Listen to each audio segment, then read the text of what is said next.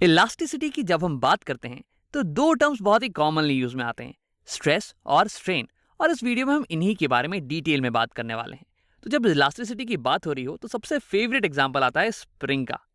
अब इसे निकाल लेते हैं, स्प्रिंग। अब इसके बारे में हमने डिटेल में पढ़ रखा है तो इसे समझना आसान होगा। तो अगर मैं एक स्प्रिंग लूँ जिसकी ओरिजिनल लेंथ कुछ एल हो और इसे मैं थोड़ा स्ट्रेच कर दूँ, ऐसे थोड़ा सा स्ट्रेच कर दिया मैंने डेल्टा एल से, ये हो गया डेल्टा एल। तो अब मुझे पता है कि जैसे ही मैं इसे स्ट्रेच करूंगा तो वैसे ही स्प्रिंग में एक रीस्टोरिंग फोर्स डेवलप हो जाएगा। अब उसे ही बना लेते हैं, एक रीस्टोरिंग फोर्स, और ये चाहेगा कि ये स्प्रिंग वापस अपने ओरिजिनल लेंथ पे आ जाए। तो ये हो गई रीस्टोरिंग फोर्स एफ आर। और मुझे पता है कि हुक्स लॉ के अनुसार ये रीस्टोरिंग फोर्स प्रोपोर्शनल होता है इस एक्सपेंशन के, इस एलोंगेशन के। इसे लिख लेते हैं, F R is proportional to delta L, delta L. अब इसका मतलब ये हुआ कि जितना ज्यादा एलोंगेशन होगा उतना ही बड़ा रीस्टोरिंग फोर्स होने वाला है, और ये तो जाहिर सी बात है। वैसे एक छोटी सी बात ये है कि यहाँ पे नेगेटिव साइन आने वाला है, क्योंकि यहाँ पे एलोंगेशन हो रहा है राइट दिशा में और रीस्टोरिंग फोर्स लग रही है लेफ्ट दिशा में। लेकिन वैसे आओ हम सिर्फ और सिर्फ मैग्नीट्यूड की ही बात करते हैं यहाँ पे, मैग्नीट्यूड। तो चलो, ये तो थी बात स्प्रिंग की। अब क्या यही बात लागू होगी, यही हुक्स लॉ लागू होगा और भी बाकी सारे इलास्टिक मटेरियल्स में, जैसे कि बोन, स्टील या फिर रबर बैंड? तो आओ एक रबर बैंड का एग्जांपल लेते हैं। यहाँ पे मेरे पास है एक रबर बैंड और मैं इसे स्ट्रेच करने वाला हूँ कुछ 0.1 सेंटीमीटर से। तो मुझे पता है कि जैसे ही इसे मैं स्ट्रेच करूंगा वैसे ही इसमें एक रीस्टोरिंग फोर्स जनरेट होगा, जो कि कोशिश करेगा इसे वापस अपनी ओरिजिनल शेप में लाने की। मान लेते हैं कि इस रीस्टोरिंग फोर्स का मैग्नीट्यूड है एफ आर। तो अब क्या इस केस में भी मैं कह सकता हूं कि F R is proportional to delta L, that is 0.1 centimetre? तो इस केस में यह कहना थोड़ा यूजफुल नहीं होगा। और ऐसा इसलिए मैं बोल रहा हूं कि मान लो तुम्हारे पास एक मोटी रबर बैंड हो, मान लो कि ये 5 गुना मोटी है इस पतली रबर बैंड से, और इस केस में भी तुमने 0.1 सेंटीमीटर ही खींच रखा है इस रबर बैंड को। तो तुम्हें कुछ अंदाजा हो रहा होगा कि इस केस में तुम्हें ज्यादा फोर्स लगाना पड़ रहा है। इस केस में तुम्हारे हाथ कांप भी रहे होंगे इस इलोंगेशन को मेंटेन करके रखने में, है ना? तो इस केस में तुम देख सकते हो कि इलोंगेशन सेम ही हुआ है, 0.1, लेकिन रीस्टोरिंग फोर्स तुम अंदाजा लगा सकते हो कि इस केस में थोड़ा ज्यादा होने वाला है रीस्टोरिंग फोर्स। और ये कितना होगा वैसे? तो देखो, यहाँ पे ये जो रबर बैंड है ये कुछ पतली है और ये रबर बैंड 5 गुना मोटी है। तो हम मान सकते हैं कि ये मोटी वाली रबर बैंड 5 पतले रबर बैंड से बनी है, 5 पतले रबर बैंड से। तो यानी कि जब मैं इस मोटी रबर बैंड को 0.1 से इलोंगेट करूं तो यानी कि हर एक पतली रबर बैंड 0.1 से इलोंगेट हो रही है। और अगर एक पतली रबर बैंड 0.1 से इलोंगेट होती है तो उसमें एफ आर का रिस्टोरिंग फोर्स बनता है। तो यानी कि इसमें हम कह सकते हैं कि इसमें 5 टाइम्स एफ आर का रिस्टोरिंग फोर्स बनेगा, क्योंकि ये 5 पतली रबर बैंड से मिलकर बना हुआ है। तो अब इसे लिख लेते हैं। इस केस में जो रिस्टोरिंग फोर्स होगा वो 5 गुना बड़ा होगा इसका, 5 एफ आर। तो तुम्हें दिख रहा होगा कि सेम इलोंगेशन के लिए रीस्टोरिंग फोर्स अलग आ रहा है। अब देखो, इससे एक और एग्जांपल से समझते हैं। मान लो कि यहाँ पे रीस्टोरिंग फोर्स कुछ आ रहा है 100 न्यूटन्स का। इसे मैं लिख लेता हूँ 100 न्यूटन्स का। और ये था इस पतली वाली रबर बैंड के लिए, इसका भी इलोंगेशन सेम हुआ है। अब इस मोटी वाली रबर बैंड को हम मान सकते हैं कि 5 पतली रबर बैंड से बनी हुई है, और इसका भी इलोंगेशन अगर हम सेम करेंगे यानी कि पांचों रबर बैंड का इलोंगेशन सेम हो रहा है 0.1, यानी कि पांचों में 100 न्यूटन का रीस्टोरिंग फोर्स आएगा। तो यानी कि टोटल रीस्टोरिंग फोर्स हो जाएगा 500 न्यूटन्स, 500 न्यूटन्स। तो इस केस में सिर्फ और सिर्फ रीस्टोरिंग फोर्स की बात करना ये थोड़ा यूजफुल नहीं होने वाला है। तो क्या हम कोई ऐसी क्वांटिटी डिफाइन कर सकते हैं जो कि इंडिपेंडेंट हो इसके एरिया के, इसके थिकनेस के? तो हाँ, और वो क्वांटिटी होगी restoring force per unit cross section area. अब देखो, इस केस में मान लेते हैं कि इसका क्रॉस सेक्शन एरिया कुछ 1 यूनिट है, 1 यूनिट। तो इसका क्रॉस सेक्शन एरिया होने वाला है 5 यूनिट्स, क्योंकि ये 5 गुना मोटी है ना? तो इस केस में अगर मैं निकालूं restoring force per unit cross section area तो वो आएगा 100/1, दैट इज 100। अब इस केस में भी अगर मैं सेम क्वांटिटी निकालूं तो वो आएगी 500 न्यूटन्स बाई 5, तो यानी कि 100। देखो सेम आ रहा है ना? अगर मेरे पास कोई रबर बैंड होती जो कि 3 यूनिट मोटी होती, 3 यूनिट्स, तो उस केस में जो रिस्टोरिंग फोर्स होता वो 3 गुना होता 100 का, क्योंकि 3 पतली रबर बैंड से बना होता वो। तो यानी कि उसमें रीस्टोरिंग फोर्स होता 300 न्यूटन्स।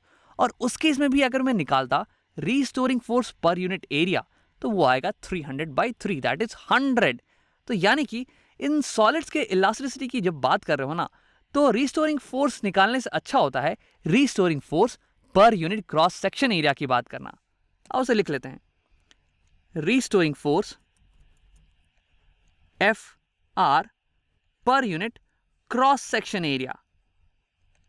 और इस क्वांटिटी का हम एक नाम दे देते हैं, क्योंकि ये एक अच्छी सी क्वांटिटी है ना, तो इसे हम कहते हैं स्ट्रेस।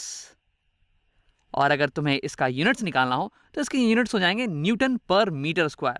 अब उसे भी लिख लेते हैं, न्यूटन्स पर मीटर स्क्वायर। तो अब ये स्ट्रेस बताता क्या है हमें? तो जैसे कि एक स्प्रिंग में रीस्टोरिंग फोर्स बता रहा था कि स्प्रिंग कितनी मेहनत कर रही है अपनी ओरिजिनल शेप में वापस आने की, वैसे ही स्ट्रेस बताता है कि कोई भी मटेरियल कितनी मेहनत कर रहा है अपनी ओरिजिनल शेप में वापस आने की।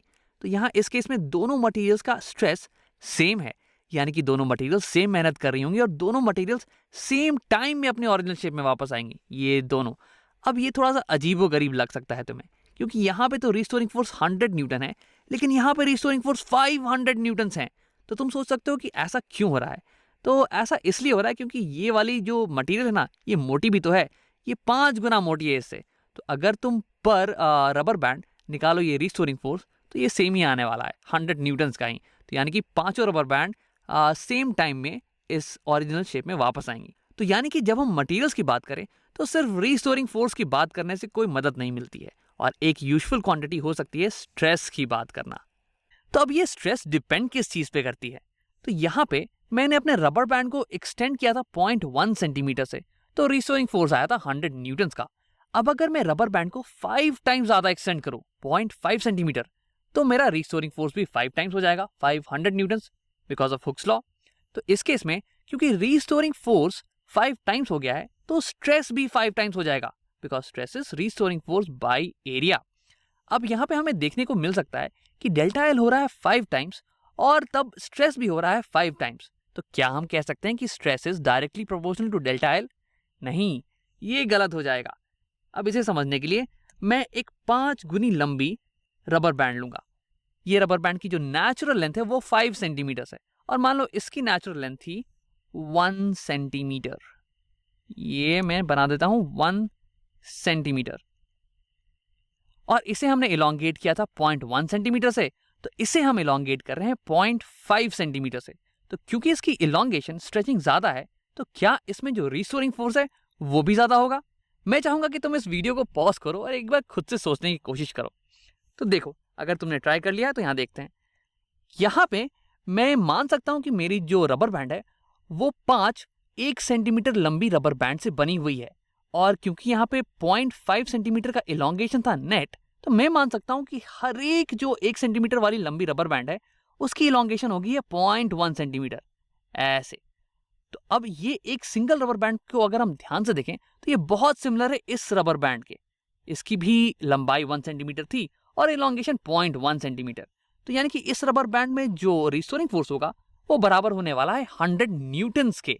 तो यानी कि क्योंकि ये एक सिंगल वायर है, और न्यूटन्स लॉ के अनुसार हम बोल सकते हैं कि इस पूरी वायर में सेम टेंशन होने वाला है, यानी कि सेम रीस्टोरिंग फोर्स, यानी कि इस पूरी वायर में रीस्टोरिंग फोर्स केवल 100 न्यूटन्स का होने वाला है।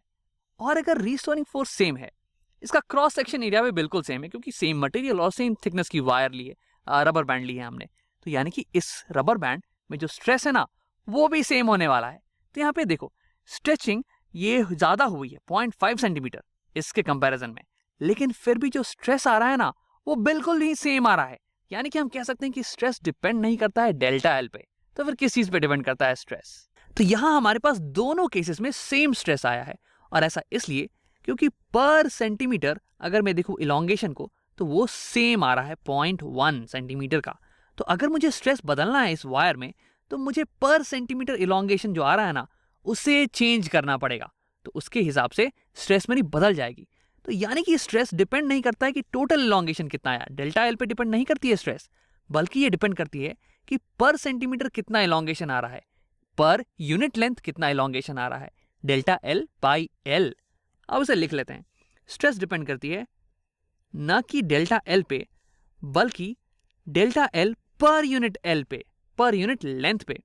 और इस केस में हमारे पास डेल्टा एल पर यूनिट लेंथ 0.1/1 और इस केस में आ रहा है 0.5/5 विच इज 0.1/1। तो यानी कि स्ट्रेस हमारा सेम है क्योंकि delta L by L same है दोनों केसेस में। अब इस क्वांटिटी का भी हम एक इंपॉर्टेंट नाम दे देंगे और इसे हम कहने वाले हैं स्ट्रेन। और अगर इसकी तुम यूनिट देखो तो इसकी यूनिट हो जाएगी मीटर। नहीं, देखो डेल्टा एल की यूनिट होती है मीटर और एल की भी यूनिट होगी मीटर, तो मीटर मीटर कैंसिल और यूनिट आ गई यूनिट लेस।